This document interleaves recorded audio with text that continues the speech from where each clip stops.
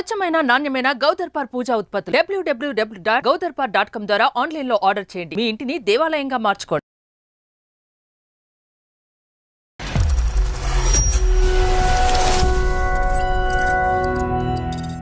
అసలు ఈవిడ old age home లో ఎలా ఎండప్ అయింది? కొడుకే వదిలేసి వెళ్ళిపోయాడు సార్. ఫ్రెండ్ ఇంట్లో ఉంటారని చెప్పేసి నాకు ఇంకా అవసరం లేదన్నట్టు మాట్లాడుతున్నాడు సార్. ఎలా సార్ అది కన్న తల్లిని అబ్బాయి వదిలేస్తాడు సార్ చెప్పండి. ఇంకా 3 years నుంచి పాపం పొద్దున్న లేగడం, పాపం బట్టలన్నీ చదువుకోవడం, రెడీ అవ్వడం, కొడుకు వస్తాడని చెప్పి ఎదురు చూపులు చూడడం, పాపం ఆతురత చూస్తుంటే నాకు ఎంత బాధ అనిపిస్తుంది సార్. మీ అబ్బాయి మిమ్మల్ని ఎక్కడ వదిలేడు అని మీరు అనుకుంటున్నారు? వాళ్ళ ఫ్రెండ్ ఇంట్లో వదిలేడు సార్. మీరు ప్రస్తుతం ఉండేటటువంటి ప్లేస్ ఒక ఓల్డేజ్ హోమ్. లేదు సార్, ఓల్డేజ్ హోమ్ కాదు, మా అబ్బాయి వాళ్ళ ఫ్రెండ్ ఇల్లే. ఎందుకనమ్మా మరి మీరు ఫోన్ ఎందుకు చెయ్యట్లేదు, లేదా అతను ఎందుకు చెయ్యట్లా మీకు? నేను ఫోన్ చేస్తున్నా కానీ పాపము ఏ పరిస్థితులలో ఉన్నాడో లే వాడు కూడా. రాజుగారు మీరు ఆ నెంబర్ మాకు ఒకసారి మెసేజ్ పంపిస్తారు. ఈ నెంబర్కి ఎవరో కాదు, మిమ్మల్ని కని పెంచినటువంటి మీ సొంత తల్లి. నాకు అమ్మలేదు సార్. ఫ్రెండ్ హౌస్ అని చెప్పి ఒక వృద్ధాశ్రమంలో వదిలేసి వెళ్ళిపోయినటువంటి ఆ వ్యక్తి ఎవరు? మీకెందుకు ఇవన్నీ మరి మీరు ఎక్కడి నుంచి ఊడిపడ్డారు? సార్? నాకు వద్దు సార్ ఈ తలనొప్పులు, ఈ బాధ్యతలు. గడుగుడ్డు వద్దు కాదు. జర్మనీ వెళ్ళక ముందు వదిలేకపోయావా మీ తల్లిని? ఆయన చనిపోయారు. ఎవరో ఆయన? మీ నాన్న? నిన్ను తిట్టాలనిపించట్లేదు, కొట్టాలనిపిస్తుంది. కళ్యాణ్ గారు, మీరు ఒక మంచి పని ఏంటో చేశారు చెప్పనండి. ఆవిడమ్మ మీరు లైన్లో ఉండమాకండి, అతనితో మేమే మాట్లాడతామని. ఆ తల్లి వినిందంటే గుండె పగిలిపోయేదండి ఈ పాటికి. నువ్వు గ్రీన్ కార్డ్ కావాల్సినటువంటి ఒక అమ్మాయిని పెళ్లి చేసుకుని అక్కడే సెటిల్ అవుతానంటున్నావు. భార్య కావాలి, పిల్లలు కావాలి, మరి నీకు తల్లి వద్దా? ఎక్కడున్నానా ఇన్ని రోజులు అమ్మని గురించి పట్టించుకోకుండా రోజు కళ్ళు కొడుతున్నావురా. ఇన్ని రోజులు ఎక్కడున్నావు? ఈ అమ్మని గురించి పట్టించుకోకుండా పిచ్చిదాని లెక్క అయిపోయినారా నాయన.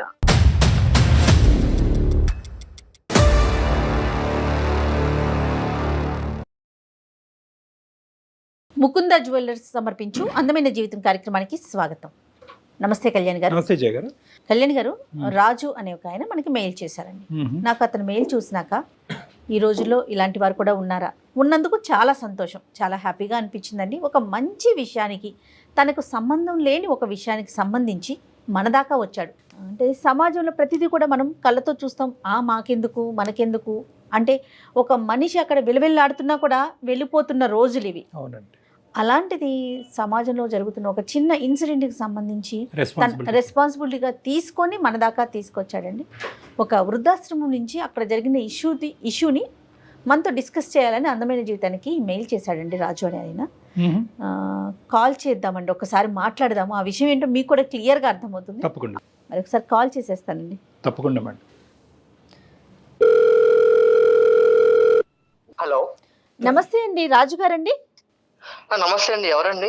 నేను జయానండి, అందమైన జీవితం ప్రోగ్రామ్ నుంచి మాట్లాడుతున్నా, సుమన్ టీవీ నుండి.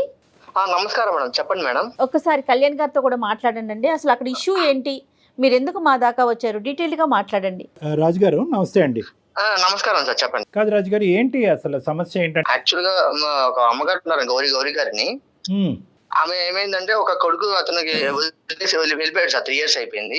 ఓల్డేజ్ హోమ్స్ కి వెళ్ళాను సార్. యాక్చువల్ గా వెళ్తే అక్కడ ఈవెన్ చూశాను సార్, చాలా బాధపడుతూ అక్కడ కొడుకు వస్తాడని ఆవేదన చాలా బాధపడుతుంది సార్. నేను ఏంటంటే ఈమెకి ఏదో ఒకటి చేయాలి. పాప ఆమె అన్ని సంవత్సరాల నుంచి వెయిట్ చేస్తుంది. అసలు ఈవిడ ఓల్డేజ్ హోమ్ లో ఎలా ఎండప్ అయింది? కొడుకే వదిలేసి వెళ్ళిపోయాడు సార్. ఫ్రెండ్ ఇంట్లో ఉంటారని చెప్పేసి. ఓల్డేజ్ హోమ్ అని చెప్పాలా, ఇది ఫ్రెండ్ వాళ్ళ ఇల్లు అని చెప్పాడా? ఫ్రెండ్ వాళ్ళు ఇల్లు అని చెప్పేసి వదిలేసి వెళ్ళిపోయాడు. అంటే ఇంకేంటంటే ఫ్రెండ్ ఇల్లు అని చెప్పకపోతే దీనికి ఇంకా వేరే రాద్ధాంతం ఉంటుంది, ఎక్కడ ఇతను ప్రయాణాన్ని ఆపేస్తుంది అనేటువంటి భయంతో ఫ్రెండ్ ఇల్లు అని చెప్పేసి. అంతే కదా రాజు? అంతే సార్. అది మీ ఈమెయిల్ చెక్ చేసాము, అందులో జర్మనీ అన్నాడు. జర్మనీ వెళ్ళాడు ఇతను? జర్మనీ విదేశాలు జర్మనీ వెళ్ళిపోయాడు. మేమేంటంటే మేము ఒక అడుగు ముందుకేసే ముందు అసలు ఈ ఇన్పుట్ అంతా రిలయబులా కాదా అన్నది మేము చెక్ చేసుకోవాలి కాబట్టి, సో ఒకరి దగ్గర నుంచి వచ్చే ఇన్ఫర్మేషన్ కాదు, ఈ 4-5 దగ్గర నుంచి మీరు రాబట్టారు ఇదంతా కూడా. అవును సార్, ఆమెకి ఏదో కొద్దిగా కొడుకుని తన దగ్గర తెచ్చుకుందామని ఆస్తూ నేను ఈ ప్రయత్నం చేశాను సార్. నేను ఫోన్ చేసినప్పుడు 2 times కాల్ కట్ చేసాడు, మళ్ళీ చేస్తా ఉంటే ఒకసారి లిఫ్ట్ చేశాడు సార్. చేసి ఏమన్నాడు? లిఫ్ట్ చేసి ఇంకా చూసుకోలేను, ఆమె పెద్ద వయసు అయిపోయింది కదా, ఇంకా నాకు పని లేదు, నాకు నా జీవితం నేను చూసుకుంటున్నాను, ఇంకా ఆమెతో నాకు ఇంకా అవసరం లేదు అన్నట్టు మాట్లాడుతున్నాడు సార్. ఎలా సార్ అది కన్న తల్లిని అట్టాగే వదిలేస్తాడు సార్, చెప్పండి. తల్లి అవసరం లేదా? ఎదురు చూస్తూ ఉంటాను పాప ఆమె. అదే రెక్కలు వచ్చాక ఎగిరిపోయాడు. అసలు ఎవరు తోడలేరు. ఇప్పటికైనా ఇప్పుడు ఈ పరిస్థితి అనేటటువంటి దాంతో ఇప్పటికైనా ఇవిడ అవగాహన వచ్చిందా ఇవిడికి? ఇంకా 3 years నుంచి పాపం పొద్దున్న లేగడం, పాపం బట్టలన్నీ చదువుకోవడం, రెడీ అవడం, కొడుకు వస్తాడని చెప్పి ఎదురు చూపులు చూడడం, పాపం ఆతురత చూస్తుంటే నాకు ఎంత బాధ అనిపిస్తుంది సార్. పాపం చెప్పండి, ఆ కొడుకు వస్తాడు ఎక్కడ ఆయన ఏమో రావట్లేదు, ఫోన్ లిఫ్ట్ చేయట్లేదు, నేను మాట్లాడుతుంటేనేమో అతనేమో నాకేం సంబంధం లేనట్టు మాట్లాడుతున్నాడు. అక్కడ ఓల్డ్ ఏజ్ హోమ్ లో వాళ్ళు దాన్ని నిర్వహించే వాళ్ళు కానీ వార్డెన్స్ వాళ్ళు ఉంటారు కదండి, వాళ్ళు ఏమంటున్నారు రాజు గారు? ఏమంటున్నారంటే కొంచెం కేర్ వాళ్ళు ఏం చెప్పారంటే, కొంచెం సుమన్ టీవీని వాళ్ళు అప్రోచ్ అవ్వండి, మీకు ఒక సమస్య అనేది పరిష్కారం చేస్తారంటే మిమ్మల్ని అప్రోచ్ చేయనండి మేడం. Very good. సో మీరు చేసినటువంటి ప్రయత్నాలు ఫలించలేదు కాబట్టి ఒకసారి అందమైన జీవితం ద్వారా ఒక ప్రయత్నం చేద్దామని మీరు అవును సార్ అనుకున్నాను సార్. అవును సార్, మీకు అవ్వట్లేదు సార్, చెప్తే ఇలా చెప్పాను సార్. యూజువల్ గా మనం చూసేటటువంటి సందర్భాలు ఏంటంటే జయ గారు, అతనికి పెళ్ళి అయింది, కోడలు వచ్చింది, భార్య వచ్చింది, భార్య ఏమో వచ్చి అత్తగారిని స్వీకరించడానికి రెడీగా ఇక్కడ ఫైనాన్షియల్ కాంట్రిబ్యూషన్ చేయడానికి ఇష్టపడట్లేదు కాబట్టి కొడుకు ఈ విధంగా అని అంటారు. కానీ పేగు తెంచుకొని పుట్టిన కొడుకి వదిలేసి వెళ్ళిపోయినందుకు అలాంటి అసలు అంత సెల్ఫిష్ పర్సన్ ఉన్నందుకు మనం సెల్ఫిష్ అనేది చిన్న పదమే, ఎందుకంటే తల్లి ప్రేమ దగ్గర యూజువల్ గా అన్ని చోట్ల సెల్ఫిష్ అనేది చూస్తాం కానీ తల్లి ప్రేమ దగ్గర చూడకూడదు కూడా. తల్లి అనేటటువంటి మనిషి అవసరమే లేదు నాకు అనేటటువంటి మాట అతని నోట్లోంచి వచ్చిందంటే కనుక సెల్ఫిష్ అనే పదం చిన్నది అయిపోతుంది. Anyway, all said and done. కాదు, ఇప్పుడు మనం గౌరీ గారితో మాట్లాడాలి అంటే ఎలా రాజు గారు? అంటే మనకు ఇప్పుడు మీరు చెప్పేదంతా కరెక్ట్, ఒక మానవతా దృక్పథంతో మీరు ముందుకొచ్చి చేశారు అనేటటువంటిది మాకు నమ్మకం కలగాలి అంటే గౌరీ గారితో మాట్లాడేదానికి అవకాశం ఉందా? ఆయన ఏమైందంటే నా దగ్గర తెచ్చి పెట్టుకున్నాను సార్, 15 రోజులు అవుతుంది. ఆమె ఇంకే ఏమంటుందంటే మా కొడుకు వస్తాడు, చాలా రోజులు నేను వెయిట్ చేస్తాను, నా కొడుకు నాకు పక్క నా ప్రేమ ఉంది నా కొడుకు మీద, పక్క వస్తాడని చెప్తే ఆమె అదే ఆతురతతో ఉంది సార్ పాపం. అదేలేండి, బహుశా ఓల్డేజ్ హోమ్ వాళ్ళు అందరూ కూడా అదే మాట చెప్పుంటారు. ఈ రోజు రాజుగారు కూడా అదే చెప్తున్నారు. కానీ ఆవిడ నమ్మకం ఆవిడది, ఎందుకంటే కని పెంచి ఇంత చేసిన తర్వాత కొడుకు అలా ప్రవర్తిస్తాడని ఏ తల్లి మాత్రం అనుకుంటారు? ప్రపంచం అంతా వచ్చి రాడు అని చెప్పినా కూడా వస్తాడు అన్నట్టే మాట్లాడుతుంది ఆవిడ. గౌరమ్మతో మాట్లాడొచ్చా? మాట్లాడుతున్నాను, నా పక్కనే ఉన్నారు, మాట్లాడు. అవునా, ఒకసారి. హలో గౌరమ్మ గారు, నమస్తే అండి. నా పేరు నమస్తే సార్. సుమన్ టీవీ అందమైన జీవితం నుంచి నా పేరు డాక్టర్ కళ్యాణ్ చక్రవర్తి. నాతో పాటు జయ గారు కూడా ఉన్నారు. నమస్తే అమ్మా. నమస్తే అమ్మా. ఏంటమ్మా పరిస్థితి ఏంటమ్మా? మీ అబ్బాయి ఎక్కడున్నాడు? ప్రస్తుతం మీరు ఎక్కడున్నారు? మీ అబ్బాయి ఎక్కడో బయట దేశాల్లో ఉన్నాడు అని విన్నాము. ఎప్పుడు వస్తామని అనుకుంటున్నాడు? ఎన్ని సందర్భాల్లో మీరు మాట్లాడు?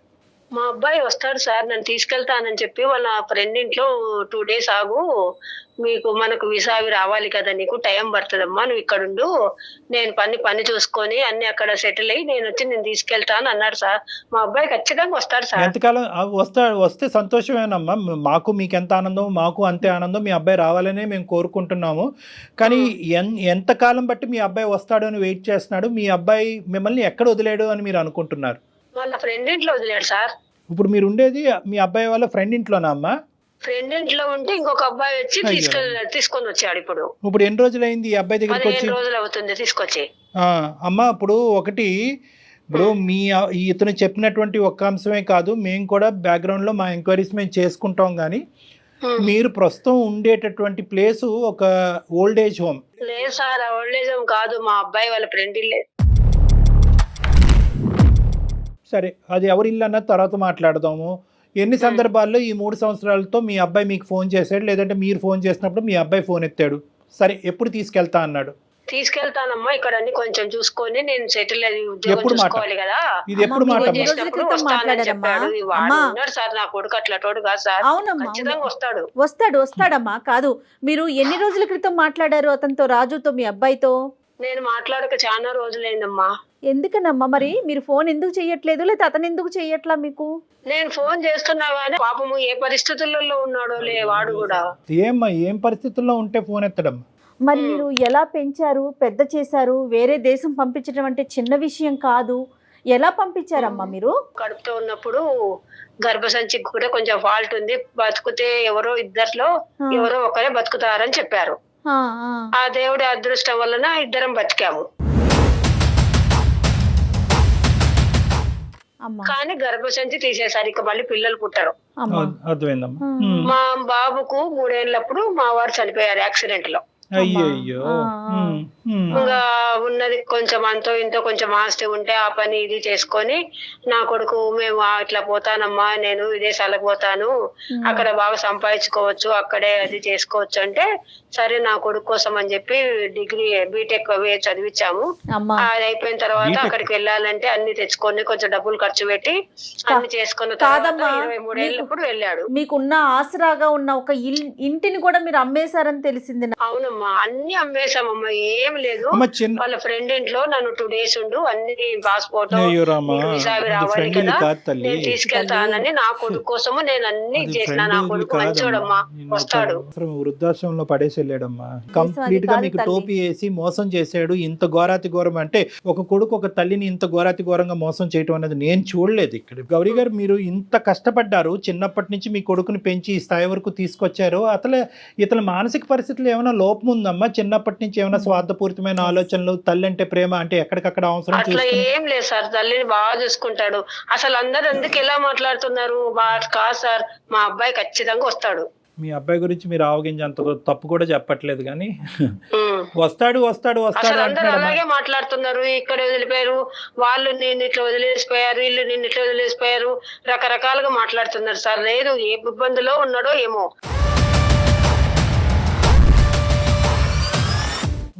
ఇప్పుడు రాజుగారు వచ్చారు. రాజుగారు ఒక 15 రోజుల పాటు మిమ్మల్ని తన ఇంటికి తీసుకెళ్లాడు. అతను కూడా పెద్ద హృదయము, గొప్ప మనిషి అతను. ఎంతో మంది కానీ ఈ విధంగా ఆలోచించేటటువంటి మనస్తత్వం ఉండదు. ఈ రోజుల్లో అలాంటి వ్యక్తి మీకు ఉండటం, అతను చేసేటటువంటి ప్రయత్నం ఈ రోజు ఫలించుంటే మీరు మీ అబ్బాయి దగ్గర ఉండేవారు. కానీ అతని ప్రయత్నాన్ని కూడా విఫలమయ్యే విధంగా మీ అబ్బాయి ప్రవర్తించాడు. 2 సార్లు ఫోన్ కట్ చేశాడు, ఒకసారి ఫోన్ ఎత్తాడు. అసలు నాకు అటువంటి, అంటే ఈ మాట చెప్తున్నాను, నాకు చాలా బాధగా ఉంది, మీకు బాధ కలుగుతుంది.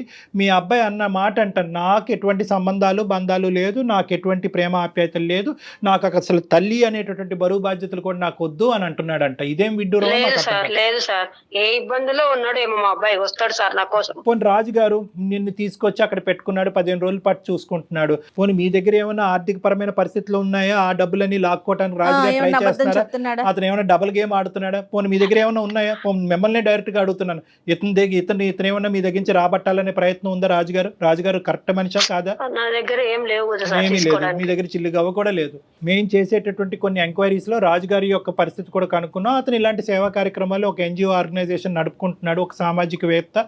ఇలాంటి మంచి కార్యక్రమాలు చేసుకుంటూ పోతా ఉంటాడు. అతనికి ఇంకొక ఆలోచన, తెలియదు సార్. మా ఫ్రెండ్, మా అబ్బాయి ఫ్రెండే పంపించినాడు, తీసుకొచ్చినాడు అని నేను అనుకుంటున్నాను. అదే, మీరు ఇంకా ఆ లూప్ లోనే కాదుమా. 3 ఏళ్ళు అవుతుంటే గౌరమ్మ, ఒక 5 నిమిషాలు మీతో మాట్లాడడానికి టైం లేదా అతనికి? మీరు ఇబ్బందులలో ఉన్నాడు, 24 గంటలు తల్లితో మాట్లాడటానికి ఒక 5 నిమిషాలు కేటాయించలేడా రోజులో? మాట్లాడతాడు, వస్తాడు. నా కొడుకు నా కోసం ఖచ్చితంగా వస్తాడు. సరే, మీ బలమైన నమ్మకమే ఫలించాలని మేము ఇప్పటికీ కూడా అనుకుంటున్నాం. మా తరపున మేము కూడా ఒక ప్రయత్నం చేసి అసలు అతను ఏమంటాడు అనేది, ఎందుకంటే తల్లిగా మీరు అంత బలంగా మీ అబ్బాయిని ప్రేమిస్తూ అతనే వస్తాడు, కాపాడుతాడు అనేటటువంటి ఆలోచన మేము రివర్స్ చేయాలని అనుకోవట్లేదు. పెంపకంలో మా అబ్బాయిలో అట్లాంటి ఫాల్ట్ ఏమన్నా ఉంటే నాకు తెలిసేది కదా సార్. అలాగా ఎప్పుడు బిహేవ్ చేయలేదు. పాయింట్ అదే మాకు విచిత్రంగా అనిపిస్తుంది. ఎందుకంటే అతని యొక్క స్వార్థపూరితమైనటువంటి ఆలోచనతో డబ్బులు ఇక్కడ తీసేసుకుని విదేశాలు వెళ్ళిపోయి అతని అవసరాలు తీర్చుకునేటటువంటి వ్యక్తిత్వం ఈ 21-22 సంవత్సరాల్లో ఒక అవగింజంతా కనిపించట్లేదు మీకు. సో మీ మనసులో ఉండేటటువంటి, ఒక్క నిమిషం వినండి గౌరమ్ గారు, మీ మనసులో మీ కొడుకు మీద ఉండేటటువంటి ప్రేమ, ఏదైతే అభిప్రాయం ఉందో అది మేము మార్చాలి అని అనుకోవట్లేదు. అసలు అతని మనసులో ఏం దాగి ఉంది అనేది ఒకసారి ఫోన్, అతను డైరెక్ట్గా జర్మనీ అయినా కూడా మేము కనెక్ట్ చేస్తాము. ఈ ఏదైతే సంభాషణ నేను, జయ గారు, రాజు గారు ఉంటామో ఈ సంభాషణలో మీరు ఉండొద్దమ్మా. అతను వెనక నుంచి ఏం మాటలు మాట్లాడతాడు అనేటటువంటిది మీకు సంబంధం లేదు. మీరు వెనక్కి తప్పుకుంటే నేను, రాజు గారు, జయ గారు మీ అబ్బాయితో మాట్లాడతాం. మీ అబ్బాయి పేరేంటమ్మా? సతీష్ సార్. రాజు గారు, మీరు ఆ నెంబర్ మాకు ఒకసారి మెసేజ్ పంపిస్తారు ఈ నెంబర్ కి? తప్పకుండా పంపిస్తాను సార్ మీకు. హలో సతీష్ గారు, నమస్తే అండి. నా పేరు జయ అండి. నేను సుమన్ టీవీ అందమైన జీవితం ప్రోగ్రామ్ నుంచి కాల్ చేస్తా ఉన్నాను. నాతో పాటు డాక్టర్ కళ్యాణ్ చక్రవర్తి గారు కూడా ఉన్నారు. మీతో ఒక చిన్న విషయం మాట్లాడదామని కాల్ చేశామండి. Is it right time? చెప్పండి మేడం, ఏంటి ప్రాబ్లం? యా, ఒక్క నిమిషం అండి, డాక్టర్ గారు మాట్లాడతారు. బాబు సతీష్ నమస్తేనన్న. సార్ నమస్తే సార్. రెండు దేశాల మధ్యన యుద్ధం ఎలా అయితే జరుగుతుందో ఆ యుద్ధానికంటే పెద్ద ప్రాబ్లం ఇది. కాసేపు ఓపిక్గా మీరు వినాలి అని మేము ఆశపడుతున్నాము, కోరుకుంటున్నాము. తొందరపడి ఫోన్ కట్ చేయకండి, ఎందుకంటే ఇది ఇంటర్నేషనల్ కాల్. మేము చాలా పెద్ద రెస్పాన్సిబిలిటీ తీసుకుని మీకు చేయటం జరుగుతుంది. మీరు కట్ చేస్తే కనుక మళ్ళీ మీరు అందుబాటులో రాకపోతే కనుక ఇక్కడ ఒక ప్రాణానికి చాలా భయంకరమైనటువంటి అన్యాయం చేసినటువంటి వాళ్ళు మనం అవుతాం అనేది నా అభిప్రాయం. కాబట్టి దయచేసి ఓపిక్గా వినండి, ఆలోచించండి, అడిగే ప్రశ్నలకు కొన్ని సమాధానాలు చెప్పండి. మానవతా దృక్పథంతో ఒక ఆలోచన శైలిని మలుపు తిప్పుకోవాలనుకుంటే మార్చుకునేటటువంటి ప్రయత్నం కూడా చేయండి. మేము మాట్లాడబోయేటటువంటి వ్యక్తి ఎవరో కాదు, మిమ్మల్ని కని పెంచినటువంటి మీ సొంత తల్లి గౌరీ గారి గురించి. నాకు అమ్మ లేదు సార్. అమ్మ లేదా మీకు? లేదు సార్. మరి గౌరీ గారు ఎవరు? మరి మీరు ఎక్కడి నుంచి ఊడిపడ్డారు? కాదు కదా, అసలు గౌరీ గారు ఎవరండి? గౌరీ అమ్మ లేదు అనే దానికి మీరు ఒక సమాధానం చెప్తే మేము ఒక ప్రశ్న అడుగుతాం. కాబట్టి ప్రశ్న సమాధానం ఈ యాంగిల్ నుంచి మనం వెళ్దాం, తప్పు లేదు. మీకు అమ్మ లేకపోతే కనుక అది ఒక అంశం. కానీ గౌరీ గారు ఎవరు? మేము ఇప్పుడు వరకు మాట్లాడినటువంటి గౌరీ గారు ఫ్రెండ్ హౌస్ అని చెప్పి ఒక వృద్ధాశ్రమంలో వదిలేసి వెళ్ళిపోయినటువంటి ఆ వ్యక్తి ఎవరు? అసలు మీరు ఎవరు సార్? అసలు మీకెందుకు ఇవన్నీ? నాకు అవన్నీ వద్దనుకొని నా బతుకు నేను బతుకుదామని నేను ఇలా బయటకు వచ్చేసాను సార్. నేను ఇప్పుడు చాలా సంతోషంగా ఉన్నాను. ఏమండి, నేను ఎవరు అని అడిగారు కాబట్టి నేను చెప్తున్నాను. నేను ఒక మనిషిని, ఓకే, మానవత్వం ఉండేటటువంటి ఇద్దరు మనుషులు ఇక్కడ అందమైనటువంటి జీవితంలో ఉన్న కార్యక్రమాల్లో కూర్చుని మానవత్వాన్ని కాపాడేటటువంటి ప్రయత్నంలో ఒక నలుగురికి సహాయపడాలనేటటువంటి ఉద్దేశంతో, ఇంకా మానవత్వాన్ని చంపేయకుండా దాన్ని నరికి పోగులు పెట్టకుండా కాపాడేటటువంటి ప్రయత్నం చేసేటటువంటి ఒక ఆలోచన శైలితో ప్రయత్నం చేసుకుంటూ ముందుకు వస్తున్నాయి ఇద్దరు మనుషులు మేము. మీరు మనిషి అయితే కనుక, మళ్ళీ చెప్తున్నాను, మీరు మనిషి అయితే కనుక ఒక్క 2 నిమిషాలు కూల్గా కూర్చుని మేము అడిగేటటువంటి 2-3 మాటలకి సమాధానం చెప్పండి చాలు. గౌరీ గారు ఎవరు? మీరు ఎవరైనా వాట్ ఎవర్, అదంతా నేను నా సంతోషం కోసం, నా బతుకు కోసం ఓల్డేజ్ హోమ్ లో చేయడం జరిగింది. ఆవిడ బయటకు వచ్చాను, నా కష్టాలు నేను పడుతున్నాను, నా బతికేదో బతుకున్నాను. మంచిదే, అమ్మలేదనుకున్నాను. మీ బ్రతుకు మిమ్మల్ని బతకద్దని ఎవ్వడూ అనలేదు, మీ భవిష్యత్తును చూడొద్దని ఎవరు అనలేదు, మీ సుఖాలు మిమ్మల్ని అనుభవించొద్దని ఎవరు అనలేదు. వినండి, ఒక్క నిమిషం, ఇవన్నీ అనుభవించండి, ఈ సుఖాలన్నీ మీ భవిష్యత్తును నిలబెట్టుకోండి, 1కి 100 కోట్లు సంపాదించండి, దాని గురించి మేము అనట్లేదు. మీ తల్లి మీకు చేసిన అన్యాయం ఏంటి, పాపం ఏంటి? తల్లి నీకు ఏ విధంగా భారమైంది? నాకు వద్దు సార్ ఈ తలనొప్పులు, ఈ బాధ్యతలు. గడుగుడ్డు వద్దు కాదు. జర్మనీ వెళ్ళక ముందు వదిలేకపోయావా మీ తల్లిని? వద్దేంటయ్యా, వద్దు, నీ ఇష్టం ఏంటి? అసలు బంధాలను వద్దంట కాదు కళ్యాణ్ గారు, అసలు ఆవిడే లేకపోతే తను ఎక్కడి నుంచి వచ్చాడండి? ఈ రోజు జర్మనీలో కూర్చొని ఎలా మాట్లాడగలుగుతున్నాడు? ఏ వయసు అప్పుడు మీ నాన్నగారు చనిపోయారు? ఏం మాట్లాడుతున్నారు మీరు సతీష్ గారు? చిన్నప్పుడే చనిపోయారు. చనిపోయిన తర్వాత ఎవరు చూసుకున్నారు? ఎవరు నిన్ను కాపాడారు? ఎవరు చదివించారు? ఎవరు నీకు గోరుముద్దలు తినిపించారు? ఎవరు నీ ఆలన పాలన చూసుకున్నారు? నీకేమైనా డిమెన్షియా, మెమరీ లాసా? అక్కడ ఇండియాకి వచ్చి ఇప్పుడు ఆమెతో ఉండి ఆమె సేవలు చేసుకుంటూ కూర్చోవాలా సార్? అరే రావద్దురా బాబు, నువ్వు ఇండియా రావద్దు. నిన్నెవడు రమ్మని చెప్పాడు? నువ్వు ఇండియా రావద్దు. కానీ ఇక్కడ నీకు ఒక తల్లి అనేటటువంటి ఒక వ్యక్తి ఉంది కదా, ఆవిడ బాగోగులు చూసుకోవాల్సినటువంటి బాధ్యత నీకు ఉంది కదా. ఇంత స్వార్థం నేను ఎక్కడ చూడలేదు నానా. ఆవిడ ఒక ఆలన పాలన చూసుకోవాలా? ఆవిడ తిండి తింటుందా? ఆవిడ ఆరోగ్య పరిస్థితులు ఏంటి? ఆవిడ పరిస్థితి ఏంటో తెలుసా? లైన్లో రాజుగారు ఉన్నారు, అతను చెప్తాడు కావాలంటే ఎంత భయంకరంగా ఉందో ఆవిడ పరిస్థితి. ప్రతిరోజు అంటే నువ్వు వస్తావని చెప్పి విమానంలో ల్యాండ్ అవుతావు, ఆవిడ ఇంటి ముందు ల్యాండ్ అవుతావు అని చెప్పి పెట్టి బేడ సర్దుకుని విమానం ఎక్కించుకుని వెళ్తావని చెప్పి పిచ్చిది వెయిట్ చేస్తుందంట. ఆవిడ మానసిక పరిస్థితి ఎలా ఉందో, నీ తల్లి మానసిక పరిస్థితి నీకు అర్థమవుతుందా? నాకు ఆ బరువు బాధ్యతలు అవన్నీ నాకు వద్దు సార్. నాకు ఆ తలకాయనప్పుడు వద్దు. నేను ఇక్కడ మంచిగా సెటిల్ అవుదామని వచ్చాను. నేను ఇక్కడే మ్యారేజ్ చేసుకుని, ఇక్కడే అమ్మాయిని మ్యారేజ్ చేసుకుని, గ్రీన్ కార్డ్ తీసుకుని ఇక్కడ హ్యాపీగా ఉంటాను. నాకు ఆవిడ వద్దు సార్. వద్దు అని చెప్పడానికి కారణం ఏంటి సతీష్? నిన్ను తిట్టాలనిపించట్లేదు, కొట్టాలనిపిస్తుంది. నిజంగా నేను ఈరోజు నిజంగా ఎప్పుడు నేను ఈ మాట అనలేదు, కొట్టాలని అనిపిస్తుంది. అసలు అతను ఏం మాట్లాడుతున్నాడు? కాన్షియస్ లో ఉండి అసలు ఉన్నావా? మాట్లాడతాడా? పోనీ ఒక్క అంశం చెప్పు. మీ తల్లి గారి గురించి మొత్తం 21, 22 నువ్వు బీటెక్ చదివి కంప్లీట్ చేసి ఆమె జర్మనీ ఆవిడ ఆస్తులన్నీ అమ్మేసుకుని ఆ డబ్బులతో అక్కడ పారిపోయావు కదా. అప్పటి వరకు మీ తల్లి నీ జీవితంలో చేసినటువంటి ఒక్క ఆవగింజంత అన్యాయం, కష్టం, నష్టం ఏదన్నా ఉంటే నాకు చెప్పు. ఏం చేశారు సార్? కన్నారు, ఆయన చనిపోయారు. ఎవరు ఆయన? మీ నాన్న? ఆయన అంటే ఆయన ఏంటయ్యా? ఏం మాట్లాడుతున్నావు నువ్వు? చనిపోయారు. అయితే వదిలేసి వెళ్ళిపోయారు. ఆ తర్వాత మీ అమ్మ వెళ్ళి ఇంకో 2 పెళ్లిళ్ళు చేసుకుందా? ఆమె ఏమి వదిలేయలేదు కదా నిన్ను. నా జీవితం గురించి నేనే ఆలోచించుకొని ఆ ఉన్న డబ్బులతో ఆ ఉన్న ఆస్తితో నేను చదువుకొని వీడేదో సంపాదించినట్టు మాట్లాడుతున్నాడు. అలా కాదయ్యా, మీ అమ్మ పడినటువంటి కష్టం ద్వారా వచ్చినటువంటి పైసాతో నువ్వు చదువుకున్నావు కదా, ఎందుకు నీ బ్యాక్గ్రౌండ్ ఎందుకు మర్చిపోతున్నావు? నీకేమైనా మెంటల్ ప్రాబ్లం ఉందా, డిమెన్షియా ఉందా, మరుపు ఉందా? ఎందుకంటే నార్మల్ స్థాయిలో ఉండేటటువంటి చదువుకున్నటువంటి పిల్లలు చదువు అసలు ఆ సందర్భం, తల్లి కొడుకులు ప్రేమకి చదువు అనేటటువంటిది ఆ సందర్భం. కానీ నువ్వు చదువుకున్నావు, ఎంత బాధలు పడుతూ నేను ఈ స్థాయి వరకు తీసుకొచ్చింది. ప్రతి అంశం చూసిన తర్వాత ఇంత నువ్వు కఠినంగా మాట్లాడుతున్నావు అంటే కనుక అసలు నీ మైండ్ ఉందా పోయిందని నాకు డౌట్గా ఉంది. ఆ బంధాలు బంధుత్వాలు నాకు వద్దనుకుని నేను ఒక్కడిగా వచ్చేసాను. ఎందుకు నాన్న? ఇప్పుడు నువ్వు గ్రీన్ కార్డ్ కావాల్సినటువంటి ఒక అమ్మాయిని పెళ్లి చేసుకుని అక్కడే సెటిల్ అవుతాను అంటున్నావు అంటే గ్రీన్ కార్డ్ గురించే చేసుకుంటావా, లేదంటే ఒక బంధం గురించి చేసుకుంటావా? బంధాలు ఈ బంధాలు వద్దు కానీ ఆ బంధాలు కావాలా నీకు? నీకు పెళ్లి కావాలి, భార్య కావాలి, పిల్లలు కావాలి, మరి నీకు తల్లి వద్దా? ఏ విధంగా నీ తల్లి బరువు అయింది?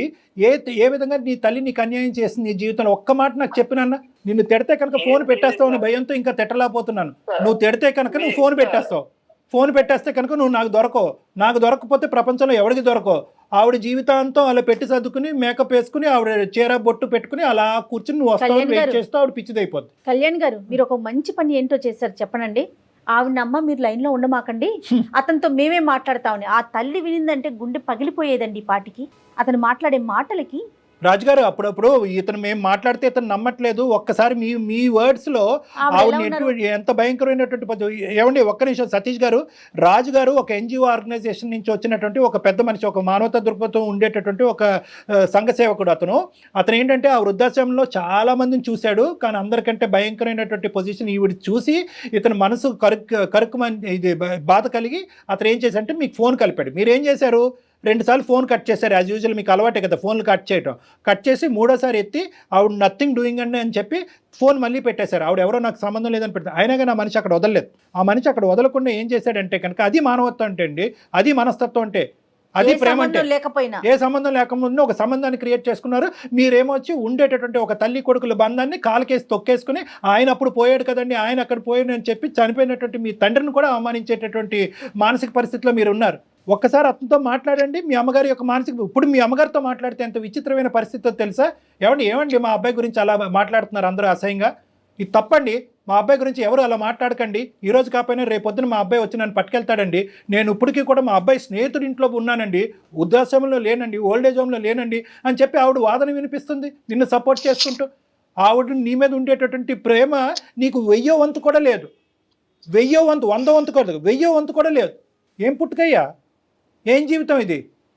చదివేసి సుఖాలు అనుభవించి మేడలు కట్టేస్తే సరిపోద్దా? తల్లి ప్రేమను కాలుతో తొక్కేస్తావా?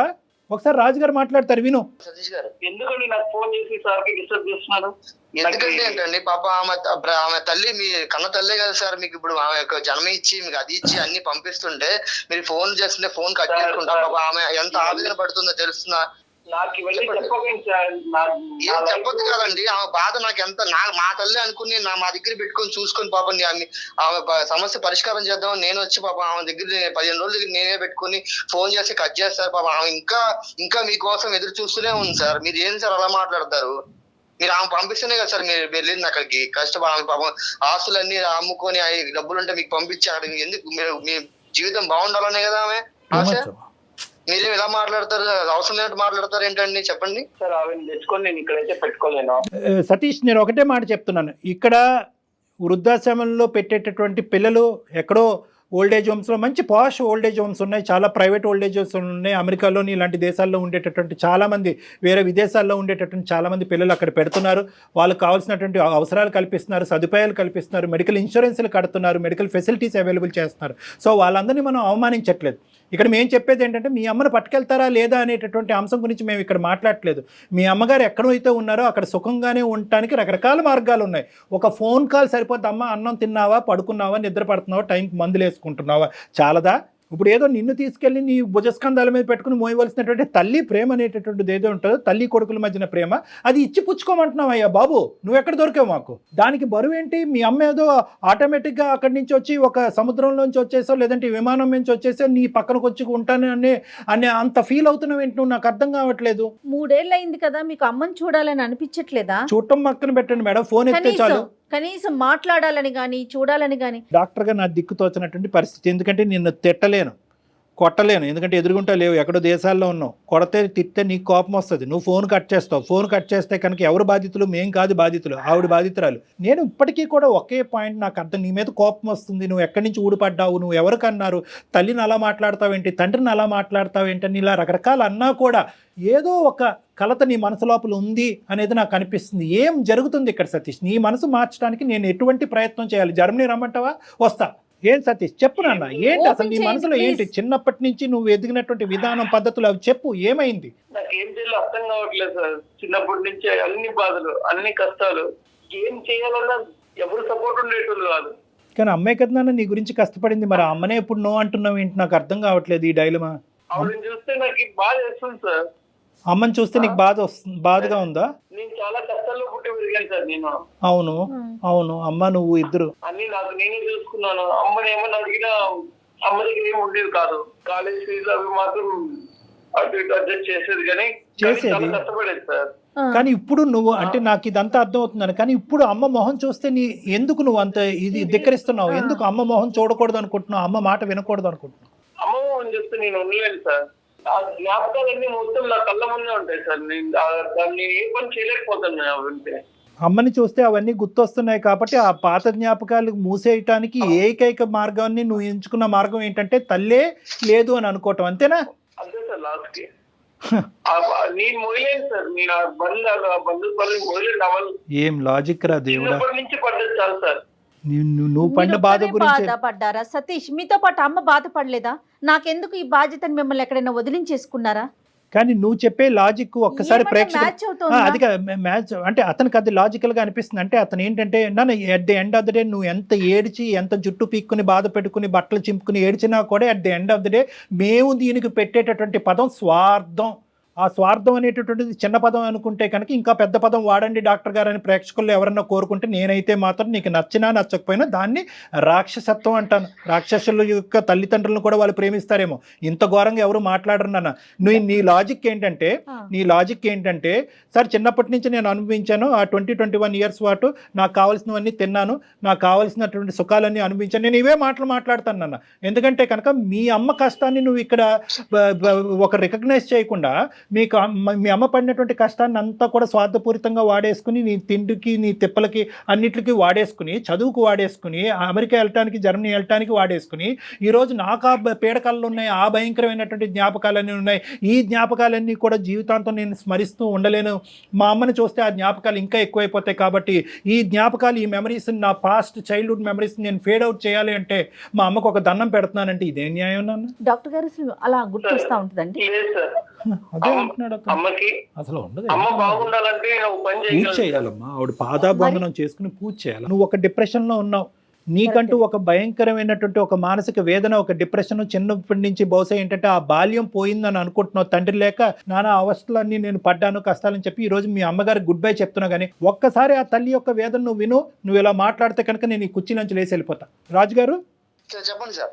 గౌరమ్మ గారికి ఒకసారి ఫోన్ ఇవ్వండి. సతీష్ గౌరమ్మ గారు మాట్లాడుకుంటారు, తల్లి కొడుకులు ఇద్దరు మాట్లాడుకుంటారు. బాబు అమ్మ చెప్తే ఎలా ఉన్నావు?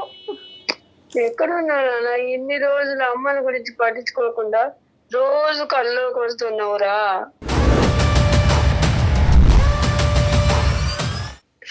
ఇలా వదిలేసి వెళ్ళిపోయావు. ఎలా ఉండాలి నేను ఒక్కదాన్ని? పిచ్చిదాని లెక్క అయిపోయి రోజు నీ కోసం ఎదురు చూస్తూ ఉన్నాను.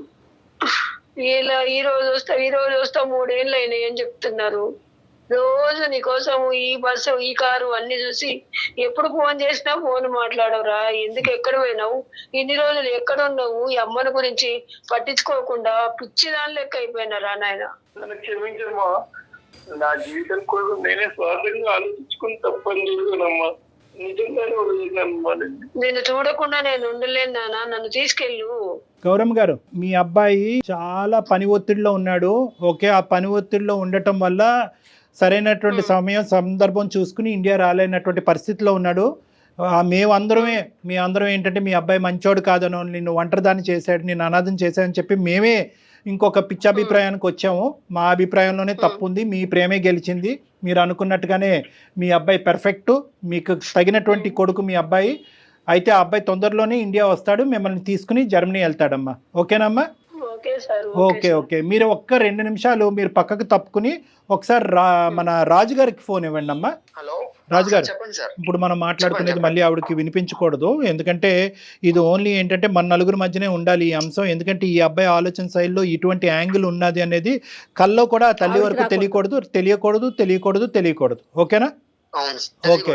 ఎందుకంటే కనుక ఇప్పటికీ కూడా ఆవిడ ఆ భ్రమలో ఉంది అంటే కనుక అదే భ్రమలో ఉండేవండి. ఎందుకంటే ఒక 100 మంది వచ్చి అమ్మ నీ కొడుకు వెళ్ళిపోయాడమ్మా, నీ అనాథం చేశాడమ్మా, ఎప్పటికీ తిరిగి రాడన్నా కూడా ఆవిడ నా కొడుకు ఖచ్చితంగా తిరిగి వస్తాడు, మీరందరే పొరపాటు పడుతున్నారు అనేటటువంటి ఆ తల్లి స్థాయి ప్రేమని మనం ఎప్పటికీ కూడా ఆవిడ జీవిత కాలంలో ఎప్పటికీ కూడా మనం అది డైల్యూట్ చేయకూడదు.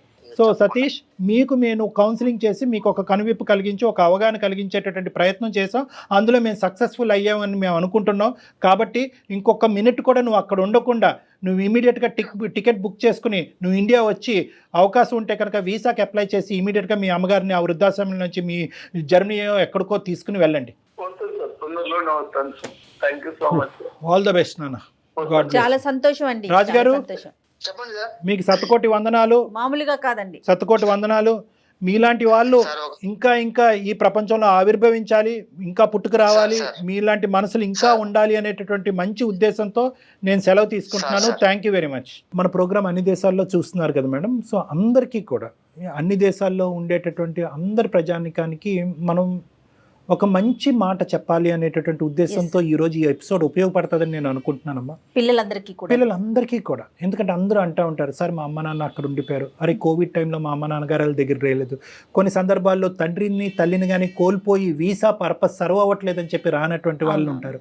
అందరికీ ఒకటే మాట, మీరు వచ్చినా రాకపోయినా ఇక్కడ ఉండేటటువంటి వ్యక్తుల యొక్క బాగోగులు దగ్గర నుంచి పర్యవేక్షించి చూసుకుంటూ మాట్లాడుతూ వాళ్ళు నెగ్లెక్ట్ చేయకుండా మీరు దూరంగా ఉన్నా కూడా వాళ్ళంటూ ఉండేటటువంటి వాళ్ళు ప్రతిరోజు మీ కుటుంబంలోనే అక్కడ మీ దేశంలోనే మీ ఇంట్లోనే తిరుగుతున్నట్టుగా మీరు భావిస్తూ వాళ్ళతో ఒక బంధాన్ని కంటిన్యూ చేయటం అనేటటువంటిది చాలా ఇంపార్టెంట్. నెంబర్ 1. ఎన్ని లక్షలు ఎన్ని కోట్లు పెట్టి ఎంత పాష్ వృద్ధాశ్రమంలో మీరు మీ తల్లిదండ్రులు పెట్టినా at the end of the day సంవత్సరానికి ఒకసారి కానీ 2 సార్లు కానీ వాళ్ళ దగ్గరికి రావటం అవకాశం ఉంటే కనుక మీరు వాళ్ళని తీసుకుని వెళ్ళి మీ దగ్గర పెట్టుకోవటం అనేటటువంటిది ఒక సాంప్రదాయం, ఒక బంధుత్వం, ఒక విధమైనటువంటి ఒక ప్రేమ, ఒక ఆప్యాయత. దీన్ని ఎప్పటికీ కూడా మనం నెగ్లెక్ట్ చేయకూడదు. రైట్. ఇవన్నీ లేనప్పుడు ఈ బంధం అనేదే లేనప్పుడు మనకి కొన్ని కోట్లు సంపాదించుకొని ఏం ఉపయోగం అండి? అంతే కదా కళ్యాణ్. అంతే. ఇప్పుడు ఇదివరకు లాగా కాదు, వీడియో కాల్స్ వచ్చేసినాయి, చక్కగా చూసుకుంటూ మాట్లాడుకోవచ్చు. టెక్నికల్గా మనం చాలా ముందున్నాం కదా.